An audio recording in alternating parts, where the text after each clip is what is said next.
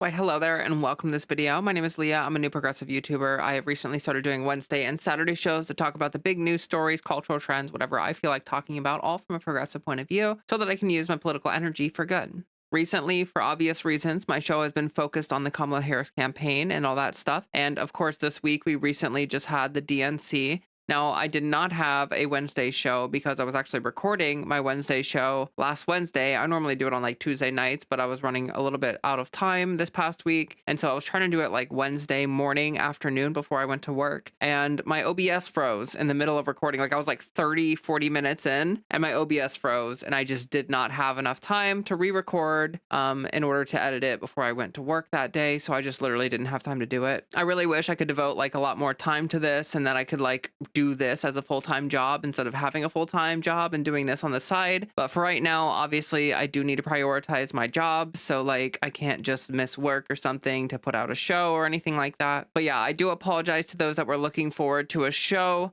this past Wednesday. I will do my best to remain as consistent as possible. I do promise that. Today, we're going to be talking about the Kamala Harris campaign, of course, but that's mostly going to focus on the DNC because, of course, the DNC was this past week and it was pretty crazy. There was a lot going on. There were a lot of speakers. There were a lot of people at this event, and there's a lot to talk about. So I do have some articles to get into and some sources and stuff to talk about. But before we get into that stuff, I sort of just wanted to go through some of the speeches and talk about some of the people that were at the DNC that gave speeches and what I thought about them. Now, for obvious reasons, I'm not going to talk about every single person that spoke at the DNC because that is a long list of people, and there's like a lot of really short remarks and short speeches and stuff like that. So we're not going to get into all that. So I have a list here, and it's in no particular order. I think I'm just going to go down the list and talk about these individuals as I have them written down. So the first name I have written down on this list is AOC. And if you have not seen her speech at the DNC, I actually do recommend that you go look at it. She brought an immense amount of energy, and I feel like the speech that she gave was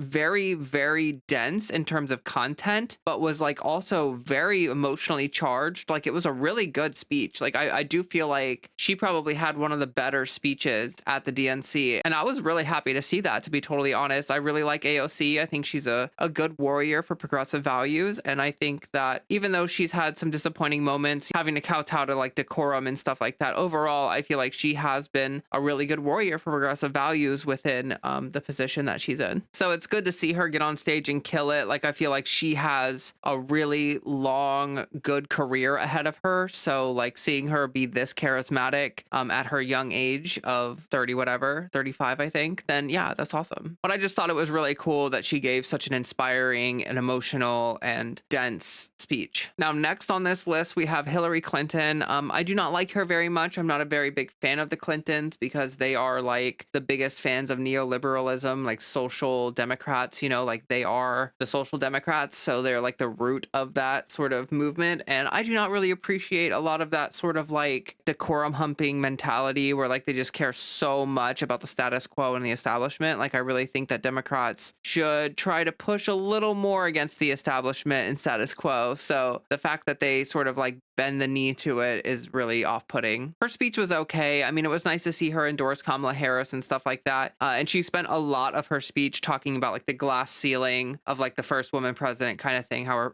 she sees us bursting through that glass ceiling and she sees a lot of positive things on the other side of that, which like, you know, I do agree with. I think it'll be great to have the first woman president. And I think that, you know, that's a good milestone and that's something that we should be proud of reaching if Kamala Harris gets elected. But yeah, I don't really have much more to say about her. Next up, I have Joe Biden written down. So I will say that his speech was better than I expected it to be. And I mean that in a couple different ways. Like, first of all, from an energy point of view, like I was really expecting Biden to get on stage and just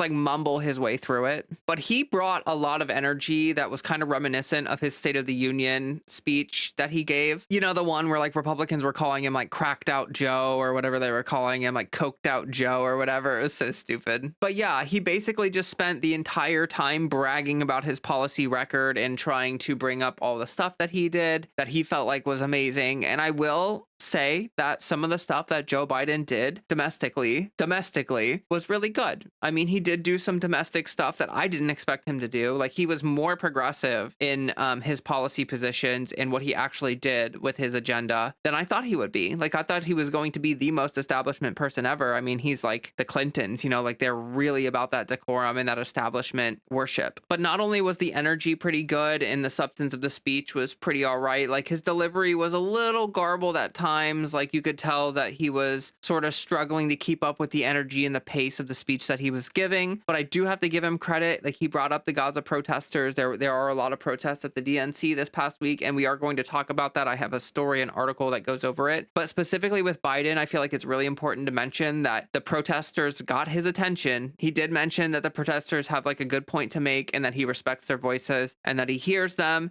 And just the fact that he brought that up in his speech, I think is good. It shows that the pressure is working because Joe Biden is such a Zionist. Like, I really don't think that he actually cares about Palestinian lives. And so it's really just the outside political pressure that's pushing him into that position. And I think that's a good thing. I think that's a really good thing. Last thing about Biden I want to say is that it really felt like this was his send-off speech. Like, you could tell just like in his delivery, in the way the speech was written, this was like Biden's last hurrah. And honestly, that could probably be a good explanation as to why he was able to do such a good job in this speech, maintaining the energy and not letting it turn into like a mumbly mess. Is because he probably felt like this was like his last big speech. Like, he probably felt like this is it. Like, this is going to be the big speech that everyone sees before I'm out of office. And so like, I need to like put on a show. And I mean, he kind of did. I mean, it was a little bit boring. It's very repetitive, just bragging about your record for an entire speech. But yeah, I mean, that's just what he decided to do. So next up, we have probably one of the top rated speakers at the DNC. We have Michelle Obama. A lot of people felt like Michelle Obama did an incredibly good job in her speech. And I did watch it and I did think that it was a really good speech. I have to admit that while the Obamas come off as very populist in their speaking and they're very charismatic, Obama didn't really get much done with his presidency. Like, he really didn't push forward our country very much at all. Things remained pretty much exactly the same from beginning to end of his presidency with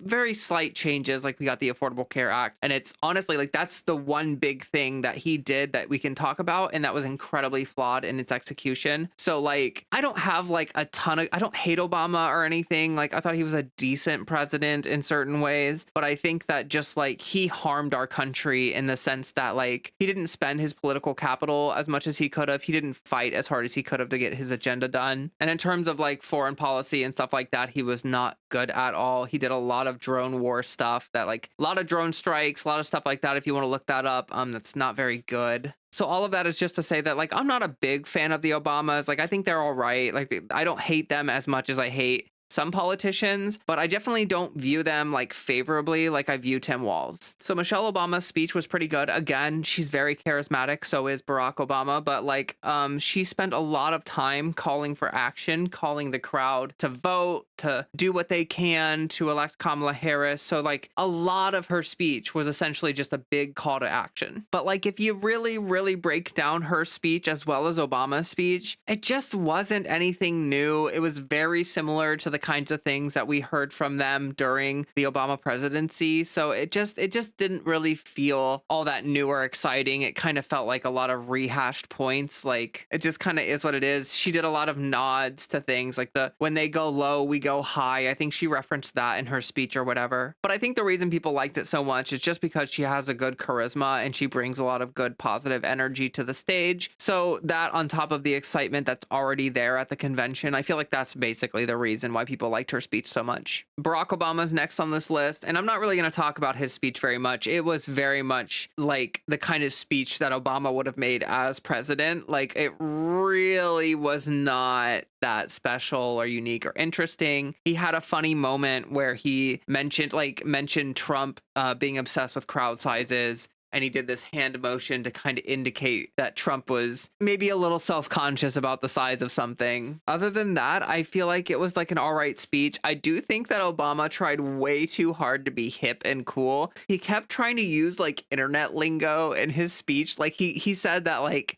someone was trolling someone at one point. Like he mentioned trolling people. I don't know. He mentioned the word cringe. He said cringe in his speech. I don't know. It was like It was like Obama has been scrolling on Twitter a little too much, and he's like picked up some of these internet lingo words, and he thinks that him using him makes him sound hip, but it actually just makes him sound like even more weird and kind of old, than he actually is. But yeah, I wasn't really a big fan of Barack Obama's speech. Like, it was okay. It was fine. Michelle Obama definitely had a stronger delivery and got more reaction from the crowd than Obama did. But yeah, I mean, it was fine. It was a fine speech. Bill Clinton also spoke at the DNC, and he was really boring to listen to. Like, if you think age has slowed down Joe Biden, then listen to that Bill Clinton speech. Like, he used to be pretty charismatic as a guy, and I don't even like Bill Clinton that much, just to be clear. But he used to be decently charismatic, and I felt like I was gonna fall asleep listening to him speak. It was probably the most boring speech at the convention, and I didn't even listen to all of them. Seeing Doug Emhoff speak was cool. I mean, it's nice to see people get emotional over their partners doing things like run for president or whatever. Next up, I have Tim Walz, and he did a great job. I mean, he keeps just killing it on stage. I feel like Tim Walz is such a good, natural, charismatic speaker. He definitely appeals to a lot of Midwest people, and you can just feel it in his speeches. But in particular, I kind of just wanted to mention that Tim Walz had this moment in his speech which, like, it made me cry. It actually made me cry because it was so touching. And it was this moment where, like, he was talking about IVF, he was talking about his family, and he mentioned his kids. He said, Hope, Gus, his children. He said, "You are my world. You mean everything to me." But his son, Gus, just started sobbing, and his son like stood up, and maybe I'll like play the clip of it, I'm not really sure, but his son like stood up and he was like pointing to his dad, and he would just scream, like he was yelling, that's my dad,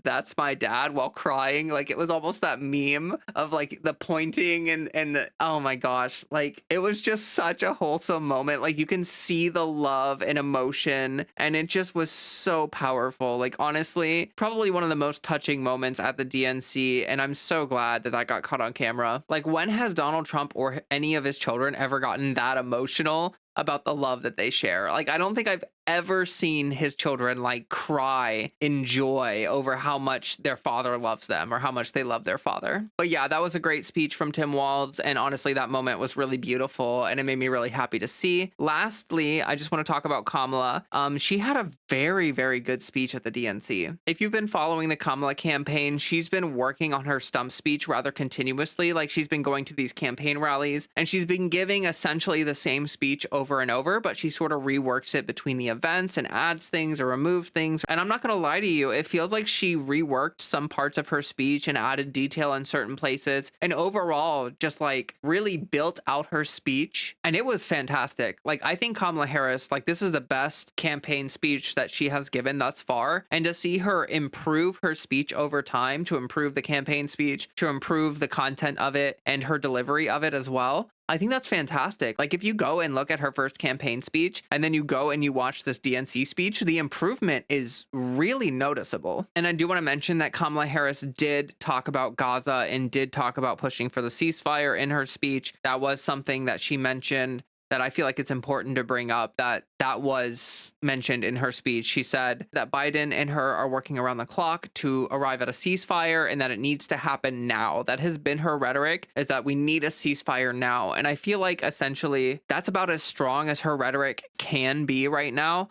I've seen a lot of discourse online about this, about whether it's okay for her to go against Biden or not, like whether she can push Biden to do something more aggressive against Israel or just like push harder for a ceasefire, or whether it would be bad for her to signal to Netanyahu that she's planning on cracking down on Israel. Like, it's very unclear whether it would be a good idea for her to signal a very strong position against the genocide right now or not. And then there's a lot of discourse on whether that even matters. There's a lot of discourse on like that kind of stuff. I don't have a definitive opinion on that, to be totally honest with you. I feel like it's a very complicated topic, and I know a decent amount about politics, but I'm not going to sit here and pretend that I know whether it would be a good idea for Kamala Harris to like be more forceful about her position on Gaza and stuff like that. Like, it's pretty clear to me that she's not nearly as Zionist as Joe Biden, but she just simply doesn't have the power to do anything about it until she's in office. And until then, she is subservient to what Biden wants to do. But this is actually a good transition. I want to move into talking about the articles that I have prepped right here. So here's the first article I want to go over. DNC protests. What did demonstrators accomplish? DNC protests were largely peaceful with a friendly atmosphere. Pro-Israel artists near the DNC honored hostages taken by Hamas. Pro-Palestinian protesters. Politicians' focus should be on Gaza ceasefire. So I'm going to go ahead and read from the article a little bit here. There's a decent amount of good information here, so I kind of want to go over it. While the turnout outside the convention may not have been historically significant,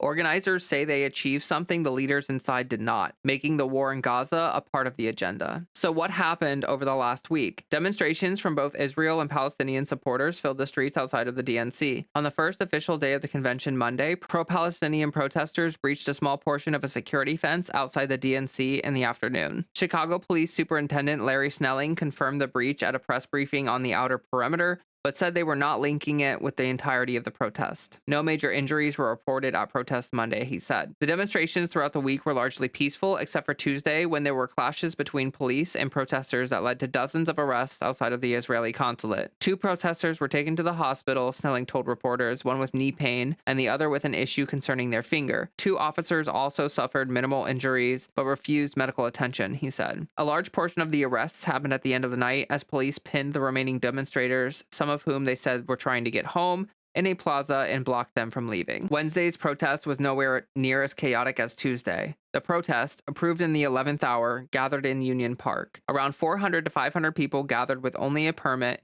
to demonstrate at the park and not march to the DNC venue. An organizer told News Nation the protesters planned to march to the convention anyway. A pro-Israel demonstration called Unity Against Terror occurred that evening at Park number 578, less than a mile from the pro-Palestinian demonstration. The demonstration wrapped up after about 45 minutes. Organizers said they were aware that the pro-Palestinian group might try to march, but said they were confident the police would do the job to keep them safe. About 50 people were gathered. Protests on the last night of the DNC on Thursday ended much like they began earlier this week, largely peaceful with a family-friendly atmosphere. However, the demonstrators' message was clear. The election isn't what's important. The focus should be on an immediate ceasefire in Gaza and diverting funds from Israel. Additionally, a sit-in outside the United Center ended Thursday just before the start of the convention's evening program, about 24 hours after a group of uncommitted delegates began demanding a Palestinian speaker be allowed to address the crowd from the convention's main stage. No Palestinian Americans were allowed to speak, causing protest organizers and Democratic lawmakers, such as Representative Ilhan Omar, to say party leaders were stifling their voices. They have pointed out that the Chicago area's Palestinian community is among the largest in the country. So what were the protesters' messages? While the pro-Palestinian demonstrators united on anti-war messages, pro-Israel activists called for a ceasefire and the safe return of Israeli hostages. During the week, pro-Israel artists set up installations near the DNC to honor the hostages taken during the October 7th attacks. At least 200 people were at what was deemed Hostage Square to look at the exhibits Tuesday. Pro-Palestinian protesters, though, said they were speaking up for the more than 40,000 people killed by Israelis' offensive in Gaza. It matters so much to me because I am a Jew, and I was always brought up to believe that never again means never again for anyone ever, period. And that is not what is happening, said Leah Sharon, a Michigan DNC delegate. We are continuing to support an ongoing genocide. So I'm going to skip this one part about the arrests, and I'm just going to go to this last section here. Did protesters get what they asked for? Organizers who won the right to protest near the United Center and police who spent more than a year preparing say they were successful in broadcasting different narratives about the nation's third largest city. This is a very large contingent of people who are not willing to stand by quietly while people who are committing genocide are in our country. We showed the world that. Student organizer Liz Rathburn told the Associated Press. Organizers had predicted that as many as 20,000 people would come to a march and a rally on the convention's opening day. While they conceded that the numbers didn't end up that high, they disagreed with the city's much lower estimate of about 3,500 participants. Hatem Abadiah, I apologize if I pronounced that incorrectly, a lead organizer and co-founder of the U.S. Palestinian Community Network, said he was pleased with the turnout and the message of the largely family-friendly demonstrations that drew on the Chicago area's large Palestinian population. We were the show, Abadiah said. The excitement was happening out here in the street. So that's pretty much all the information we have about the protests. I feel like they went pretty well, all things considered. The police didn't get too aggressive with the protesters. There were some arrests, there were some incidents, but nothing too over the top, nothing too crazy happened. It does feel like the protesters were able to do a really good continuous protest throughout the DNC. And it is clear to me, based on Biden's speech, based on a couple other people's speeches, based on the tone of everything at the DNC, like, they made a difference. I feel like these protesters genuinely made a difference. But I want to be clear, it's not just these protesters, it's also the uncommitted vote in Michigan. It's also the protests that happened at the rally for Kamala Harris in Michigan. It's also about the protesters that showed up to the rally in Arizona. So it's not just about like an individual protest or about the protest that happened this week. It's about a continued pressure on the party to make sure that this is an issue in the agenda. Like, we have to keep in mind that at least 50% of Democrats think that what is going on in Gaza is a genocide, which it is. And we also have to recognize the fact that it is an incredibly unpopular position to support what Israel is doing right now in Gaza. Like, a majority of Democrats want a ceasefire to happen and want to move towards peace and a two-state solution. So the fact that Biden has been just so bad about this issue is really historic, to be honest. Like, I think the closest thing we have to what's going on in Gaza right now and President Biden's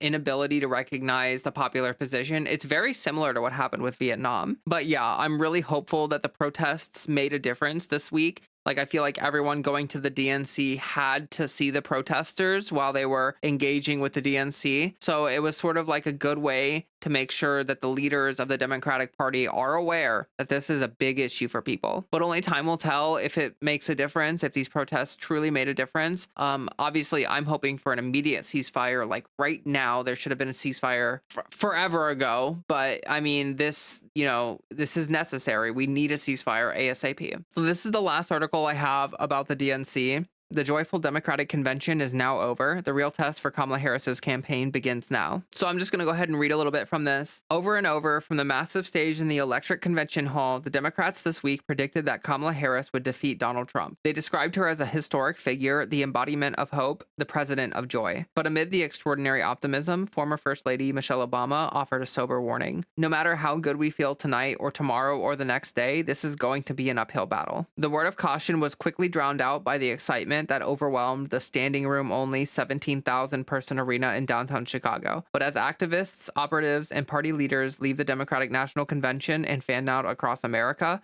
a stark reality exists. The real test for Harris has only just begun. More than a month after President Joe Biden stepped aside, Harris has barely started to outline detailed plans she would pursue as a president to address the nation's biggest problems: immigration, crime, and climate change among them. She has yet to sit down for even one comprehensive media interview to face difficult questions about her flip-flops on policy in recent years, her leadership style, and the focus on race and gender that looms over her historic candidacy. We can't put our heads in the sand. She's a black woman. The bar is going to be higher for everything, said a pollster. And guess what? That means even mistakes are going to be magnified. At the same time, Harris's allies acknowledge she remains largely undefined in the minds of many voters, having operated in Biden's shadow for much of the last 4 years. The relative anonymity offers both opportunity and risk. The bad thing about vice presidents is that nobody knows who you are. The good thing about vice presidents is that nobody knows who you are, said David Axelrod. Harris now has just over 2 weeks to prepare for what could be her only presidential debate against Trump, a September 10th showdown that could dramatically shift the direction of the race. The first presidential debate, of course, effectively forced Biden to drop out of the race. For now, Harris's team feels no urgency to roll out a comprehensive policy platform or sit for media interviews that might jeopardize the positive vibes that have defined her nascent campaign and produced a flood of campaign donations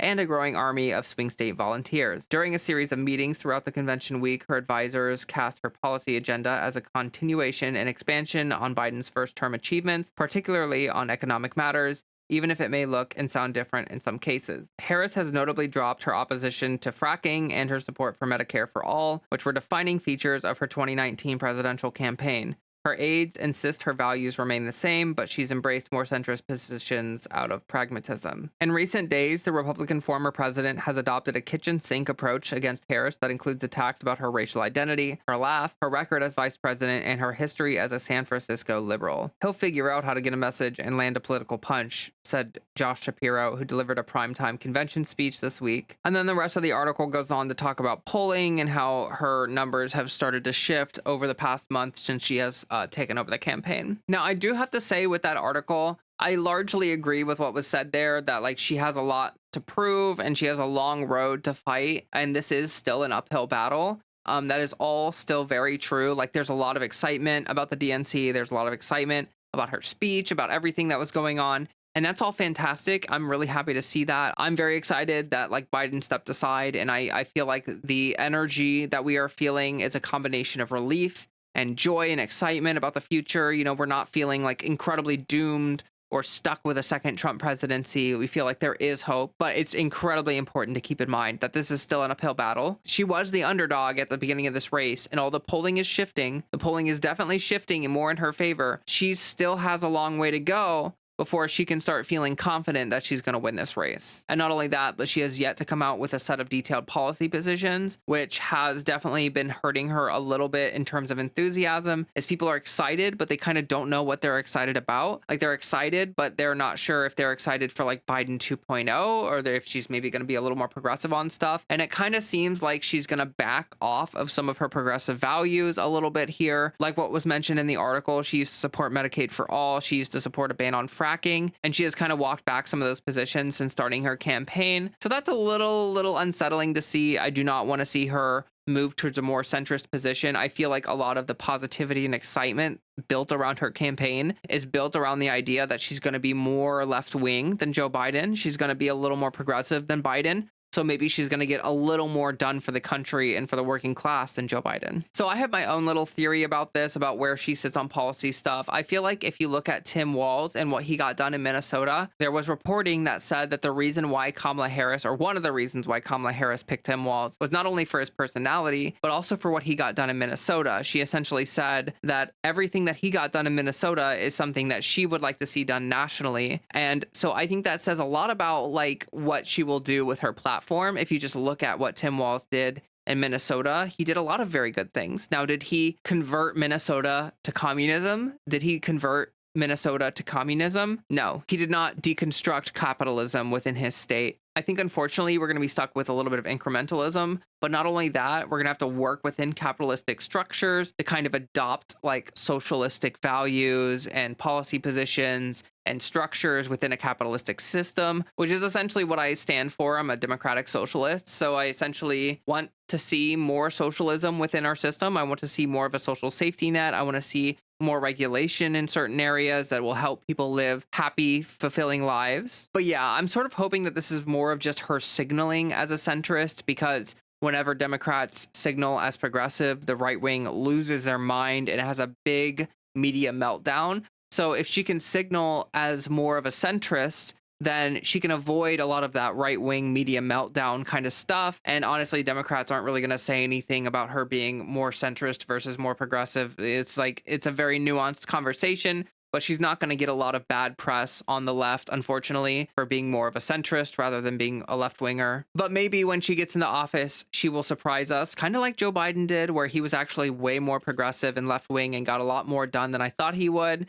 Maybe that's sort of her approach. I don't think that that was necessarily intentional by Biden. I'm not really sure what happened with his presidency. Like, he definitely got more done than I thought he was going to. So I don't know. I mean, there's a lot of unknowns. You know, we're not really sure. This campaign has only been going on for a month. She doesn't have like the same kind of record that Tim Walz has, because she was a prosecutor and attorney general. She wasn't really in positions to pass laws. She was in the position to enforce laws. So, you know, we have Tim Walz to look at, and we can say, okay, well, if she really likes what Tim Walz got done in Minnesota, then I think that we could expect for her to push for those kinds of things nationally. And I think that that's a pretty good policy platform. If you just take what Tim Walz did, I think that like if we were to just transfer that nationally, people would feel a lot better. People would actually feel like something positive happened for them. But yeah, I could talk about this forever. I think there's a lot of speculation that we can make about like her policy positions, what she's going to do in her presidency if she wins, and all that other stuff. But I think that right now it's kind of more important to focus on the fact that she hasn't won yet. We still have a campaign. We still have a lot to do and a long way to go. And that's why I wanted to talk about that article, because I feel like that's like a good way to like set expectations and to frame the conversation, is that like there's a lot of excitement. Everyone's super excited. There's this energy that is just very historic, and she has been really wonderful so far. But, you know, this is a very, very early point in her campaign / presidency, and we just don't know where it's going to go from here. So there's a long way to go, and things could still change very dramatically. You know, this race, like this energy could run out and then fizzle out, and then Trump could take the lead again, or who knows. But I kind of have a feeling that they're going to be able to maintain this energy going into the election, in large part because of Tim Walz, to be totally honest with you. I feel like right now, this energy, this continuation of the positive energy is entirely because of Tim Walz. Ever since he was picked as the nominee, it has been this sort of like ramping up of the already really good energy from the Democratic Party, and it's just really nice to see. But okay, I have one more thing to talk about with you, and I'm not going to spend too long on this because I actually don't think it's that big of a story. I've seen a lot of people talking about this, and that's the only reason I really want to talk about it, is because people are talking about it as if it's a big story. But I'm going to explain to you why I think that this really doesn't matter at all. So the article is RFK Jr. joins Trump on stage at Arizona rally hours after endorsing him. He's going to have a huge influence on this campaign, Trump told the crowd after thunderous applause for Kennedy. Donald Trump welcomed Robert F. Kennedy Jr. on stage during his rally in Arizona on Friday night, saying the independent ran an extraordinary campaign. With all those votes he was getting, he has a lot of votes that he could have gotten. I think he's going to have a huge influence on this campaign. Trump went on to say that if elected, he would establish a commission on the assassination attempts in honor of Kennedy. In his remarks, Kennedy recounted having talked with Trump about issues that he said bind us together, including having safe food and ending the chronic disease epidemic. Don't you want a president that's going to make America healthy again? Asked Kennedy. Now, I don't know about you guys, and I know that he's old, so like, yes, he's an old man. He's going to look old, but like, Donald Trump is not the picture of good health. Like, if you look at a lot of pictures of this guy, to say that he cares about healthy living is kind of hilarious, because like, I don't know how you're trying to sell that as legitimate when this is what the guy looks like. Yeah. So there's a lot of people like losing their minds over this, and I think a lot of people feel like this is going to be a big deal in the race, and I'm here to kind of provide my thoughts. Personally, I feel like this is actually not going to help Trump as much as he thought it would. First of all, Robert F. Kennedy Jr. was obviously put in the race by Donald Trump in the first place to be a spoiler on the Democratic side of things. He was obviously intended to try to pull votes away from the Democrats, and instead he ended up having the opposite effect. So Robert F. Kennedy was pulling the majority of the votes that he was getting away from Republicans. So that's like point number one. That's point number one. I just want to mention that, like, first of all, most of the votes that Robert F. Kennedy was getting were Republican votes in the first place. They were conservative votes in the first place. So it's more like Trump in this case would be regaining votes that he had lost. Like, he would be regaining votes that he kind of would have gotten anyway if Robert F. Kennedy Jr. was not in the race in the first place. But also, I do want to mention that I don't feel like this is necessarily going to push people back to Trump in the same way that Trump thinks this will. What I mean by this is that if you look at polling, a very small amount of voters are undecided on Trump. Like, if you look at it, it's like 3 or 4% of voters are undecided on Trump. Like, essentially what I'm saying is, with Robert F. Kennedy dropping out of the race, I don't think that a lot of those votes are going to go right back to Trump. I think a lot of those people are going to say, well, screw it, I'm just not going to vote at all, or I'm going to vote for Cornel West or Jill Stein or something, or just not vote. Heck, we might even see some people write in Robert F. Kennedy Jr.'s name, even though he's dropped out of the race. And that may sound like a stretch, but that literally happened with Nikki Haley. So I don't want to pretend that that's a stretch, because it's actually not. So yeah, that's all I have to say about it. I feel like a lot of people are making a big deal out of this. And yes, it would have been good if RFK Jr. had stayed in the race, because it would have hurt Trump more than him backing out of the race. But I think him backing out of the race, it really doesn't do that much to help Trump. Like, we'll see in polling in another 3 or 4 weeks, or 2 or 3 weeks, or whatever, how this all lands, and you know, like, what this does for polling and stuff like that. But I really just feel like this is not going to make a big difference. But yeah, that's pretty much all I have to talk about today. That is the entire show. It was actually a lot longer than I thought it was going to be, because I didn't have my show last Tuesday. I did have to kind of like talk about stuff that happened earlier this week as well. So that definitely added on to the stuff that I'm talking about. But yeah, I am happy to be here, and I'm glad that my computer has not frozen, and that I'm able to get this video recorded so I can get it edited and get it up. And yeah, that's going to bring us to the end of the show today. Thank you so much for watching. If you did watch, I would appreciate appreciate it very much if you were to leave a like on the video, if you were to leave a comment to try to help me out with the algorithm. That would be super appreciated. And if you're not yet subscribed to my channel, we are at 46 subscribers. Thank you so much to everyone who's been subscribing. I really appreciate you. Let's try to push towards that 100 number. That would mean a lot to me if we got to 100 subscribers. And from there, we'll just keep pushing for bigger and bigger numbers, and we can make big number go big, and that would be great. But yeah, that's going to be it for me today. I will be back with another show on Wednesday, so I hope to see you then. But if not, just do me this one tiny little itty bitty favor and drink yourself some water.